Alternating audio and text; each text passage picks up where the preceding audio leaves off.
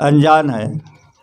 पूछते हैं अन्ना हमको कुआं बनाने का है, बोर करने का है। हम कर देते हैं, कर लो। तो काट कर क्या बताते हैं, पानी लग जाएगा। तुमने तुम्हारे सवाल को काट दिया। तो कभी भी अगर कोई चीज़ पूछो तो बताया उसको करो। भरतपुर में स्वामी जी का कार्यक्रम था। वहाँ पर एक बच्चा 6-7 साल का बच्चा गुम गया। उनके माँ बाप ढूंढ रहे थे, कहीं नहीं मिल रहा था। स्वामी जी के कोठी के पास गए और दरवाजे पे रोते बैठे। स्वामी जी बाहर आए, बोले क्या बात है। बोले साहब सरकार हमारा बेटा गुम गया। बोले देखो मिल जाएगा। और गए, आए, कुछ नहीं मिला। तो उस लड़के को कुछ गुंडे देवी को बलि चढ़ाने के लिए ले गए थे और उसको नहला धुला कर तिलक कराकर बलि चढ़ाने ही वाले थे। तब से मंदिर मूर्ति में से आवाज़ आई, खबरदार इस लड़की को बलि चढ़ाया तो तुम सबको मार डालूंगी। उन्होंने उस लड़के को गाड़ी में बिठाया और ला करके सड़क पर छोड़ दिया। ये अब्बा में स्वामी जी के पास रो रहे थे। स्वामी जी ने अरे जाओ ना देखो। तो उन्होंने ये नहीं कहा कि सरकार हम 2 बार गए 3 बार गए मिला नहीं, अब काय को भेज रही है, नहीं कहा। और गए देखने को, और जब देखने को गए तो लड़का उधर से आ रहा था। तो महात्माओं की लेन देन की रीत बहुत अलग होती है। वो तो ज़िंदगी भर आपके समझ में नहीं आएगी। तो आपको यह बताया जाता है कि आप उनके वचनों का पालन करना। लेकिन बात क्या है, अति परिचय। तो अति परिचय से क्या होता है, अति परिचयात अवज्ञा, यानी अति परिचय में आज्ञा का पालन नहीं होता। अति परिचयात अवज्ञा संतत गमनादरो भवति। अति परिचय होगा तो आदेश का पालन नहीं होगा, संत आएंगे तो उनका आदर नहीं होगा। संत आ गए गमनादरो भवति तो उनका आदर नहीं होता। कैसे, जैसे मल्लय पुरंदरी, मल्लय पर्वत भिल्ल पुरंदरी चंदन तरुकाष्ट मेंदनम कुरुते। मल्लय पर्वत पर रहने वाली भिलिन चंदन के लकड़े का सरपन बनाती है खाना बनाने के लिए। हमको चंदन का टुकड़ा नहीं मिलता, लेकिन वो चंदन जलाती है क्योंकि अज्ञान है और वहाँ भरपूर है। इसलिए इन बातों पे ध्यान पर रखो। कभी भी ऐसी गलती नहीं करना कि तुमको अपराध लग जाएगा। इससे बचने के लिए पहले ये बात सुनो कि स्वामी जी ने क्या क्या किया। स्वामी जी ने आपको कहा कि मंदिर में मस्जिद में तुमको कुछ मिलने वाला नहीं, मंदिर मस्जिद जाने की ज़रूरत नहीं, और मंदिर बहुत है पुराने उसमें जाना। लेकिन जब काल का और उनका संभाषण हुआ तो काल ने कहा कि मेरा रिवाज धरती के ऊपर मंदिर से देने का है, अलग से नहीं। तो गुरु महाराज को मंदिर बनाना पड़ा और मंदिर बना करके ऐलान कर दिया कि जो इस मंदिर पे आएगा और पायरी पे मत्था टेकेगा, एक अवगुण दक्षिणा मदेगा तो उसकी एक मनोकामना पूरी हो जाएगी। दूसरी बात सुन लो, गुरु ने कहा गुरु का दर्शन रोज या तो 8 दिन में, या तो महीने में, या तो 6 महीने में, या तो साल में 1 बार होना चाहिए। साल में दर्शन नहीं हुआ तो अपराध होता है। अपराध यानी शिक्षा, गुनाह। और स्वामी जी ये तो कह दिया कि साल में दर्शन नहीं होगा तो तुम गुनहगार हो जाओगे, और उनको अलग होना था। तो सोचने के लगे कि हमने तो यह कह दिया है कि दर्शन नहीं करोगे तो अपराधी हो जाओगे। तो उन्होंने क्या रास्ता बना दिया, कहा कि संगत मेरा रूप है, संगत का दर्शन करोगे तो मेरा दर्शन हो जाएगा। आपके लिए क्या क्या करके जा रहे हैं। दूसरी एक बात सुनो, शुरू में बाबा जी हम जाते थे तो कह देते तुमने जो किया माफ़ कर दिया, तुमने जो किया माफ़ कर दिया। 5-6 साल ऐसे ही कहते रहे। एक साल को कहने लगे अरे मैं तुम्हारे कर्मों को माफ़ कर देता हूँ, तुम दोगुना चढ़ा कर आते हो। तो बोले आज से तुम जो करोगे तुमको भुगतना पड़ेगा। महात्मा को क्रोध नहीं आता, लेकिन कह दिया। और जब गए अपने कुटी में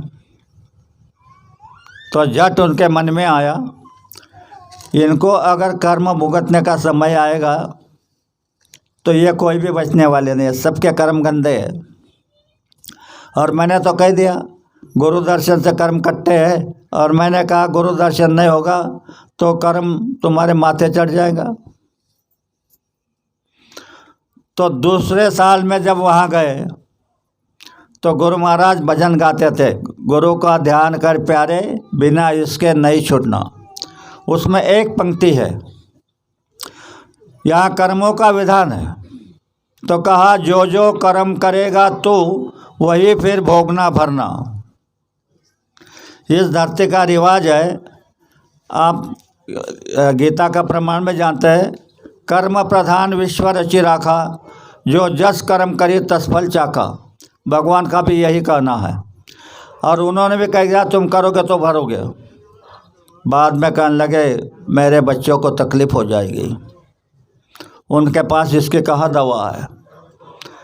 तो दूसरे साल में ये चौपाई जब गाई उन्होंने तो कैसे गाई, देखो तुमको आशीर्वाद दिया, जो जो कर्म करेगे तुम उसका भोग ना भरना, यानी भोग भरने की ज़रूरत, आशीर्वाद दे दिया।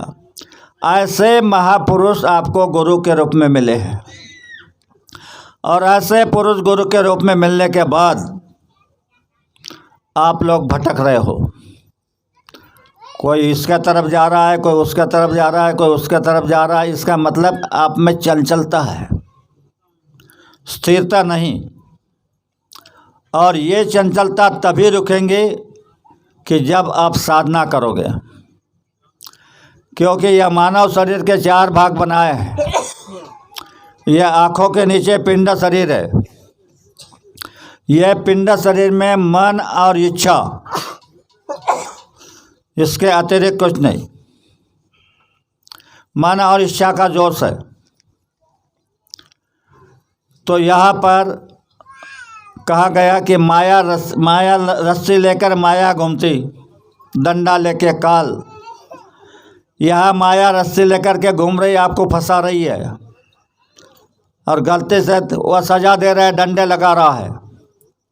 तो कहा रस्सी लेकर माया घूमती, डंडा लेके काल, इनसे तो वही बचे जिनके गुरु है दयाल। तो यह सारा दयाल का अर्थ मैंने आपको बता दिया। तो यह दयाल गुरु है, दया करने के लिए आए हैं। तो आप समझ लो। और एक शब्द बाबा जी ने कहा है, अच्छी तरह इसको रात को सोचना। बाबा जी ने कहा है तुम्हारा समय तो पूरा हो गया, यानी हमारा समय हो गया है मरने का, पर उनकी दया है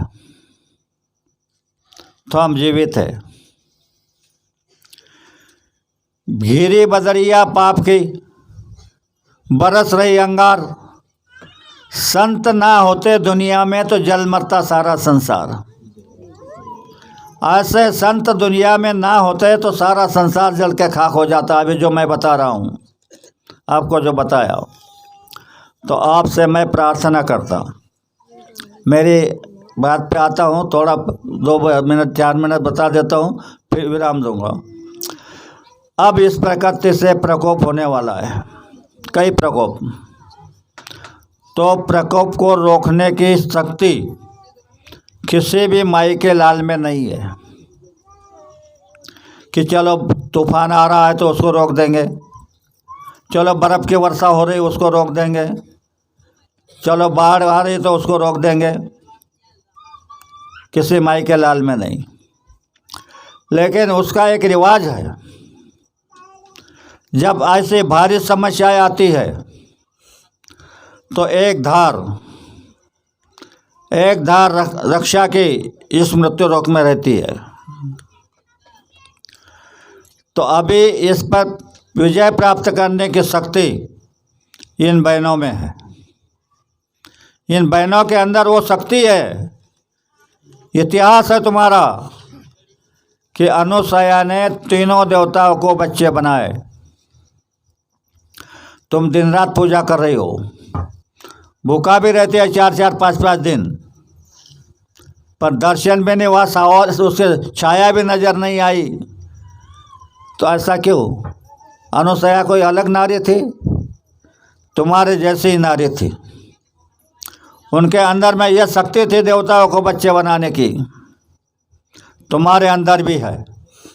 मैं इसका अभियान कई 2-4 साल से कर रहा हूँ। तो बहनों ध्यान से सुनो, इस धरती के ऊपर नारी के लिए पति ही परमेश्वर होते हैं। तो तुम्हारे पति तुम्हारे परमेश्वर है। तो परमेश्वर समझ करके उनकी सेवा करो, तन मन लगा करके उनके आदेश का पालन करो। भूल कर भी उनसे झगड़ा मत करो। 3 बातें अगर किसी बहन ने इसका पालन कर लिया तो 6 महीने के अंदर अगर तुमने देखा कि इधर से तूफान आ रहा है तो लेना हाथ में जल और कहना कि हे बाबा जय गुरुदेव जी महाराज, मैं आपके आदेश का पालन कर रही हूँ। तूफान किनारे से निकल जाए, तूफान किनारे से नहीं निकल जाएगा तो बाबा जी को बाबा जी मत कहना। क्या चाहते हो यहाँ? इतनी शक्ति तो तुम्हारे अंदर पड़ी है। अभी थोड़ा एक सवाल पैदा हो जाएगा कि भाई बहनों को बता रहे हैं और पुरुषों को, उनके लिए भी मालिक का संदेश है। कोई भी भाई अपनी पत्नी को लक्ष्मी समझे। शराब पीकर गाली गलौज मारपीट मत करना। यह साक्षात लक्ष्मी का रूप है। और एक पत्नी व्रत अपना ले। एक पत्नी व्रत कलयुग में ब्रह्मचर्य है। और आने वाला समय भयानक है। यह कोरोना कुछ भी नहीं था, इससे भी भारी भारी बीमारियां आ रही है। तो तुमने अगर एक पत्नी व्रत अपना लिया तो चाहे बीमारी का कहर आ जाए, धरती फट जाए या प्रलय हो जाए, तुम्हारा बाल भी बाका नहीं होगा। इस पर दूसरी बात समझो। द्वापर युग में अश्वमेध यज्ञ हुआ। उनकी रक्षा के लिए अर्जुन और बड़े बड़े योद्धा थे। धरती के बड़े बड़े राजा घोड़े को पकड़ते थे। अर्जुन के साथ झगड़ा होता था, लड़ाई होती थी। हार कर अर्जुन जीतते जीतते जा रहा था तो एक राक्षस ने घोड़े को पकड़ा। भगवान ने दूतों से कहा जाओ उसको समझाओ, ये अश्वमेध यज्ञ का घोड़ा है, इसको छोड़ दो, नहीं तो अर्जुन के साथ युद्ध करना पड़ेगा। राक्षस ने संदेश दिया, मैं युद्ध के लिए तैयार हूँ। दूतों ने आकर भगवान को बता दिया कि वो लड़ाई करने तैयार है।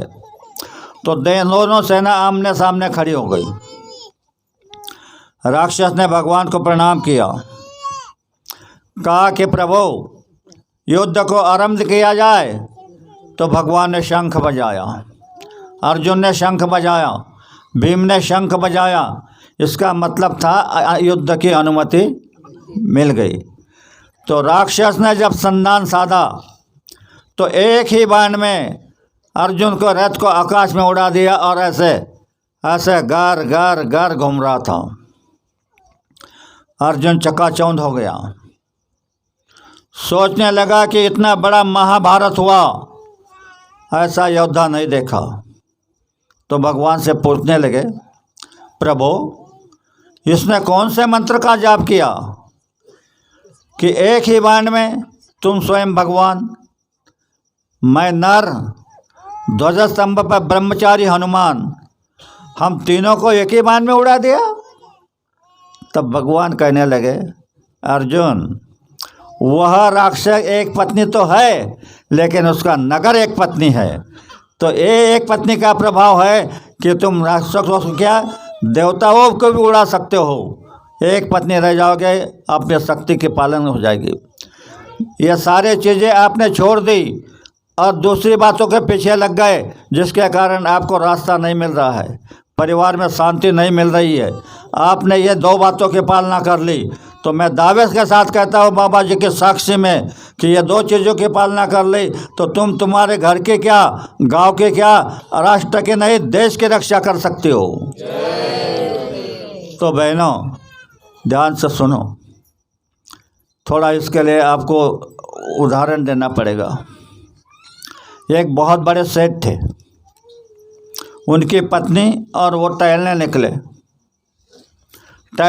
तो दूर गए जंगल में, एक बहुत बड़ी नदी थी, उसमें नाव चल रही थी। दोनों नाव में बैठ गए और नाव चलाने वालों को कह रहे वो किनारे लेके चलो, ये किनारे चलो, वो किनारे चलो, ऐसे टहल रहे थे नाव में। तब से एक बुढ़ा, 5 बजे का समय था, मोली लेकर के आया जंगल से और नदी के किनारे ऐसी लगा दी और बैठा नाव का इंतज़ार करते। तो उस बूढ़े के बदन पर कपड़े नहीं थे, लंगोटी लगी थी। राजा अपनी पत्नी से कहने लगा, देखो बूढ़ा आदमी है, बदन पे कपड़े नहीं, लंगोटी लगी है, फिर भी मौली ढो रहा है। तो वो नारी पतिव्रता थी, उसने कहा उसकी पत्नी कर्कश होगी। कर्कश जानते हैं ना, कई कसी कहते हैं तुम लोग उसको। तो उसकी पत्नी कई कसी होगी, कर्कश होगी। तो सेठ ने कहा नाव किनारे लो। नाव किनारे ले आए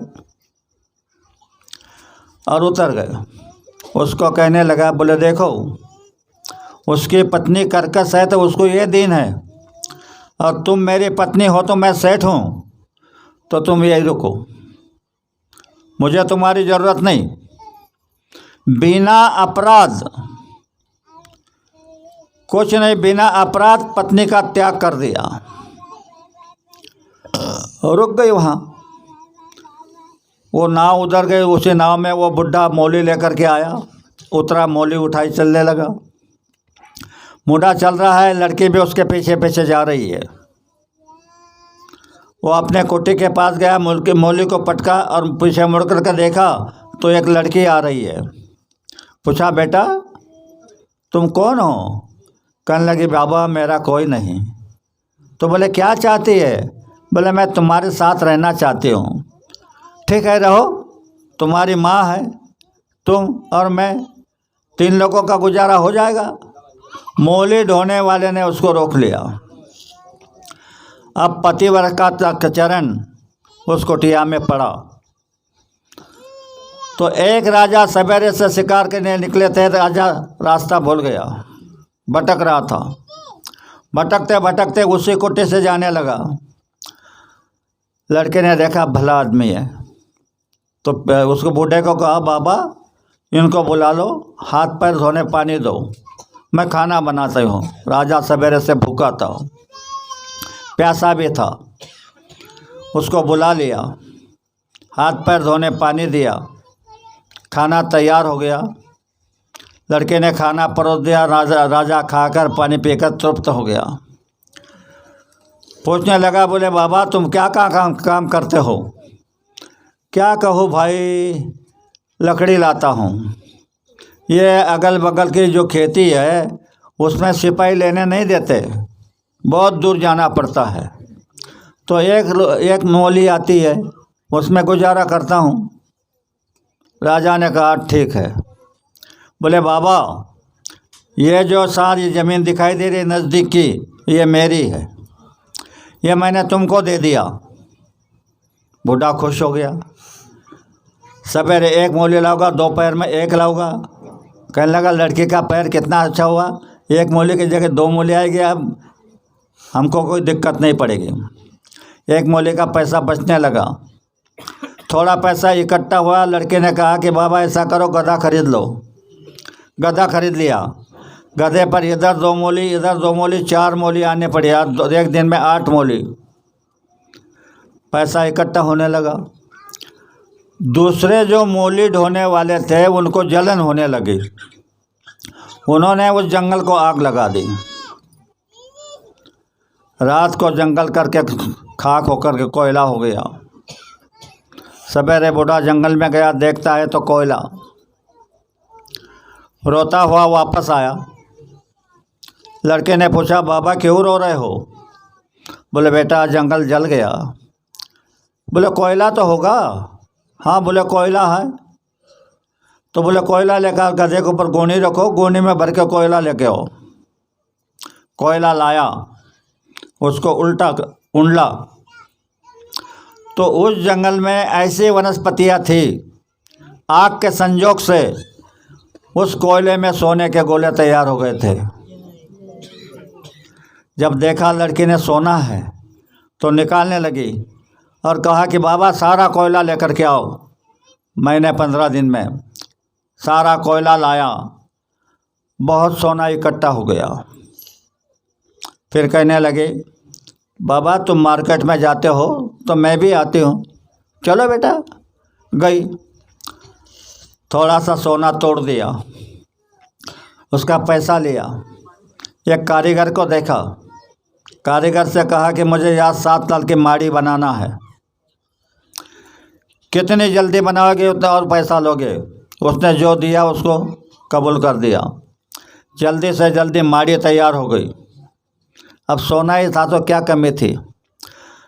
लड़के ने माड़ी के आंगन में यानी वरांडे में उसमें बंगई लगा दी। बूढ़े को अच्छे अच्छे कपड़े पहना दिए, अच्छा अच्छा खाना बना करके खिलाती थी और बंगई पे बिठा करके झोंका देती थी। यह बहादुर इधर का बिना अपराध अपने पति का त्याग करने वाला, उसके सारी जायदाद ख़त्म हो गई। बिल्डिंग थी वहाँ भी बिक गई। ऐसा हो गया दीवाना। घूम रहा था, घूमते घूमते उसी महाली से जाने लगा। लड़के ने देखा हमारे पति है, तो बूढ़े को बोला बाबा इनको बुला लो, हाथ पैर धोने पानी दो, मैं खाना बनाती। उसको बुलाया, हाथ पैर धोने पानी दिया, बैठा। लड़के खाना परोसने लगे तो ऐसे देख रहा है, गुर गुर के। लड़के ने कहा क्या देख रहे हो? तो कह रहा है कि मुझे लगता है मैंने आपको कहीं तो भी देखा है, भूल गया ये मेरी पत्नी है। लड़के ने कहा नहीं महाराज, तुम मेरे पति हो, मैं तुम्हारी पत्नी हूँ। ये वो बूढ़ा है जो मौली रहा था। यहाँ पर झोपड़ी थी, ये माड़ी बनी है। फिर तो और ज़ोरों से रोना लगा। लड़के ने कहा कि रो मत, मैं तुम्हारे साथ चलती हूँ। और जब उसके साथ चल गए तो वहाँ भी वैसा बन गया। तो पतिव्रता नारी के कदम इतने पवित्र होते हैं तो उस घर में कभी भी कुछ कम नहीं पड़ता। और इसके लिए क्या करना है? खाली पति की सेवा करना है। आपने कीर्तन में सुना होगा कि पति से नहीं, अपने तुका मने पतिव्रता अंतिचे, पतिव्रता नारी का उसके ऊपर अधिकार। पर पतिव्रता कैसे बनोगी? तो पतिव्रता बनने का ये इलाज है कि पति सेवा करे चित लाई तो पतिव्रता कहलाई। अपने पति की सेवा 3 मन लगा करके करो, उनके आदेश का पालन करो, भूल कर भी उनसे झगड़ा मत करो, पूरे संसार में किसी बात की कमी नहीं रहेगी। और बहनों, एक बात अच्छी तरह याद रखो, कर्कश शब्दों का प्रयोग मत करना। कर्कश शब्दों का प्रयोग करके तो लक्ष्मी निकल करके बाहर हो जाएगी। और कोई भी भाई अपनी पत्नी का बिना अपराध त्याग मत करना। ऐसा अगर करोगे तो नुकसान हो जाएगा। इसका भी एक उदाहरण बताता हूँ। मैं इंदौर गया था, तो वहाँ पर एक लड़का मिला मुझे कि अन्ना, मैं बहुत कमाता हूँ पर मुझे पूरा नहीं पड़ रहा है, मेरी तनख्वाह ऐसी चले जाती है। मैंने कहा ऐसी चली जाती है?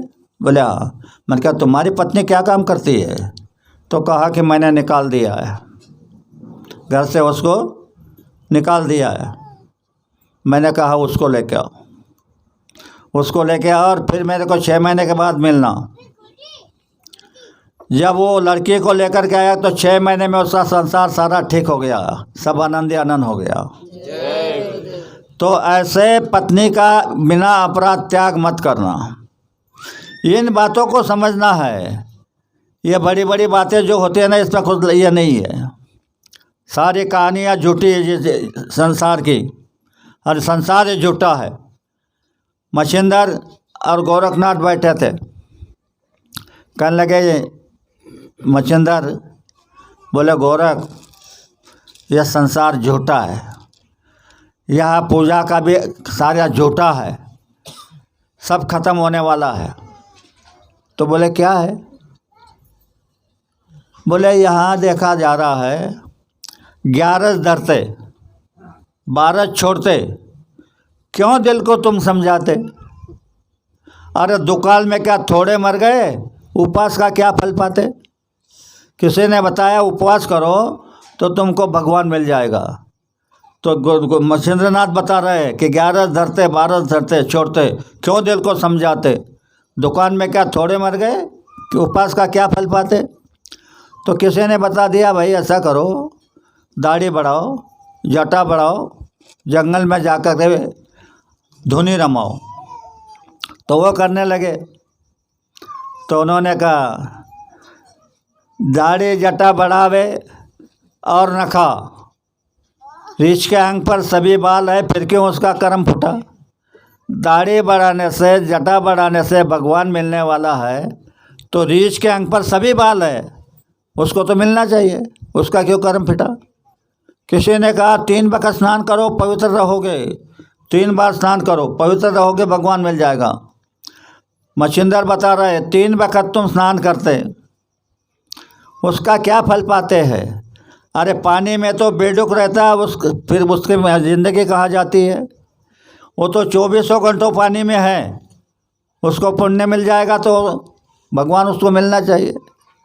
ये सारी बातें जो कर रहे हैं, किसी ने कहा भस्म रमा लो, रुद्राक्ष पहन लो, तो कहा सभी अंग पे भस्म रमावे, वो क्या साधु कहलावे? और सब दिन गद्दा लोड़े राख में, फिर क्यों दिल को शर्मावे? गद्दा दिन भर उथल पुथल करता रहता है, तो उसको भगवान मिलना चाहिए। आखिरी में ये निकाला लोगों ने कि इंद्र मार लो ब्रह्मचारी हो जाओगे, कुलुप लगा लो। इंद्रमार ब्रह्मचारी हुआ, मच्छिंदर कह रहे, मैंने कह रहा हूँ, इंद्रमार ब्रह्मचारी हुआ, उस नारी का संग छूटा।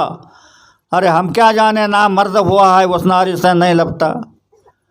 कहे मच्छिंदर सुन लो गोरख, जमाना निकला सभी झूठा, आत्मज्ञान जाना जिसने जोग जुगट का रंग लुटा। तो ये आत्मज्ञान ये बाबा जय गुरु जी महाराज बांट रहे हैं, पर हमारी झोली फटी है, रुकता नहीं। इसके लिए उन्होंने कहा कि क्या करूं, एक तो तुमको मांगते नहीं आता, और मैं मौज में आकर के कुछ दे देता हूं तो तुम फेंक देते हो। यानी कुछ आदेश देते हैं कि जाओ रैली निकालो और कह दो कि हमारे बाबा जी का कहना, इतना ही काम करो रैली निकाल करके। ये क्यों कह रहे हैं? तुम्हारे कर्मों को उतारने के लिए। तुम्हारे कर्म उतर जाएंगे। और कहते हैं कि जहाँ संगत सत्संग होता है वहाँ दौड़ करके आ जाओ, 50 कोस से हो या कितनी भी दूर से। तो ये क्यों कहते हैं? संगत में तो वही बातें बताई जाती है, तो आने का क्यों बता रहे हैं? इसलिए बता रहे हैं कि वहाँ हाजिर नाजिर होते हैं। सत्संग में स्वामी जी हाजिर नाजिर होते हैं, तुम्हारे ऊपर निगाह डालते हैं और तुम्हारे कर्मों को काटते हैं। इसलिए कहा कि सत्संग में दौड़ के जा जाओ। आदेश का पालन नहीं करते तो कह रहे दे देता हूँ, तुम फेंक देते हो। तो बोले सारा मथुरा में जमा हो रहा है, कहाँ ले जाओ इसको। तो मैं आपसे प्रार्थना करता हूँ, समय ज़्यादा हो गया है, ज़्यादा समय नहीं लेना चाहता, तो इन बातों को आप अच्छी तरह समझना। और आप अपना संसार सुखी बनाना चाहते हैं, परिवार को सुखी रखना चाहते हैं, बीमारी से बचना चाहते हैं, तो एक ही बात है, गुरु महाराज का नाम लेकर के आप बच सकते हो। मैंने अनुभव कर ले कई लोगों को जय गुरुदेव नाम से। अभी मैं ये बारडोली गया था। बारडोली में 2 बहनें थे, दोनों एमडी थी। एक बहन एमडी होकर के उसने अस्पताल खोल दिया था। छोटी जो थी एमडी के आखिरी साल की पढ़ाई कर रही थी। वहाँ पर मेरा कार्यक्रम हुआ। कार्यक्रम समाप्त होने के बाद कुछ बहनें आई, मेरे घुटने का दर्द है, मेरे कमर का दर्द है, मेरा सर का दर्द है, कहने लगी। दवाइयाँ उनको लिखते चले गए। तो लास्ट में वो लड़की आई, बोले अन्ना हम 2 बहनें हैं, हमको भाई नहीं, हम दोनों बहनें एमडी है। मेरे एक बहन ने अस्पताल डाला है, बड़े बड़े डॉक्टर हमारे परिचित है, बहुत इलाज किया पर मेरी तकलीफ़ दूर नहीं हो रही। मैंने कहा ठीक है बेटा, बैठ जाओ किनारे, इनको निपट देता हूँ। फिर लास्ट में आई, उनको खाली जय गुरु नाम से जल अभिमंत्रित करके दे दिया और कहा कि देखो मैं यहाँ इस घर में सोया हूँ, अगर तुमको कोई फ़र्क नज़र आएगा तो सवेरे मुझे संदेशा दे देना। लड़की रात को घर गई। जब सवेरे उठी तो देखा तो उसमें 40% लाभ हो गया था। तो अपनी माँ को लेकर के मेरे पास आई, कहने लगी अन्ना मैं एमडी हूँ, मैं जानती हूँ लाभ हुआ कि नहीं हुआ। तो बोले तुम्हारे जल से मेरे को 40% लाभ हो गया। मैंने उसको कहा, कार्यक्रम था अपने गखरदे में इसका गुरु पूर्णिमा का, बेटा तुम गुरु पूर्णिमा में आ जाना। बोले मैं ज़रूर आऊँगी। गुरु पूर्णिमा आई, उसका कोई एग्ज़ाम का काम निकल गया तो उसने वहाँ की एक सत्संगी को बुला लिया।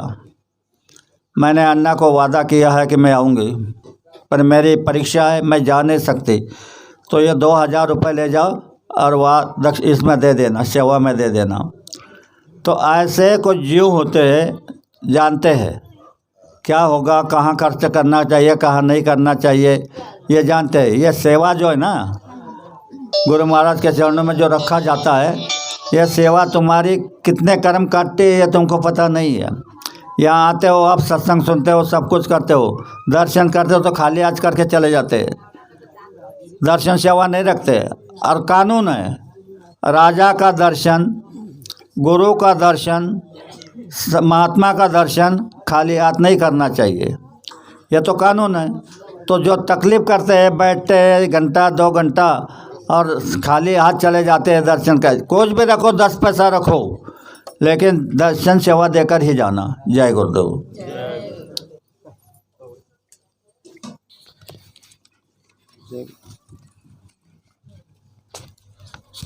जय गुरुदेव।